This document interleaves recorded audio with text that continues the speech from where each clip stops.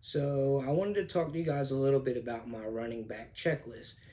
Now, the more of these boxes you can check off when you're looking at a specific running back, the better play that he is. Not all of these things are specifically implemented in my NPR rankings, but are very valuable when deciding what running backs to use.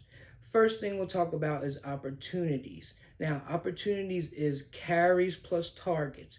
It's very important that you do not do carries plus receptions because that won't give you an accurate opportunity gauge. You want to see how many times the ball is attempted to get to that player.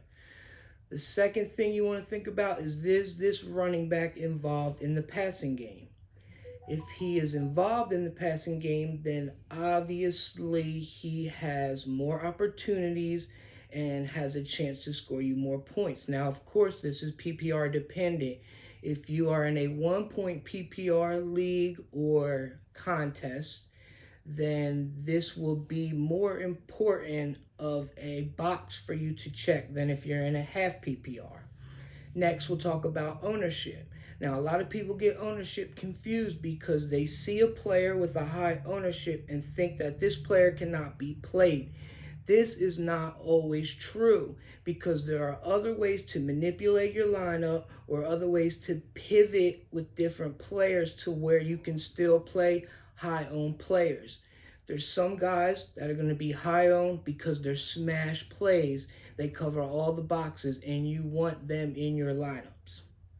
Next, we'll talk about, is his team favored? If your team is favored, then obviously you have a better chance of being up in the game, which means later in the game that running back could get more usage as we're trying to run out the clock and come away with the win. So you want to pay attention to that. But I want to talk a little bit more about favoring because there's a flip side to that. You could have a team who is not favored, who is down points, and then obviously leads to more passing. So if you have a pass-heavy team with a running back that gets receptions, you can really add on points late in the game as they're attempting to come back.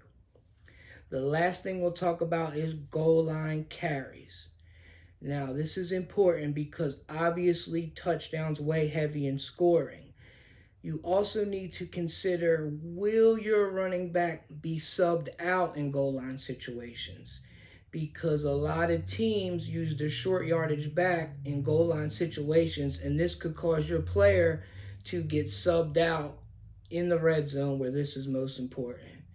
I hope this is helpful for you guys, and if you enjoyed this, then watch my next video. It'll be my all-in running backs for week 4.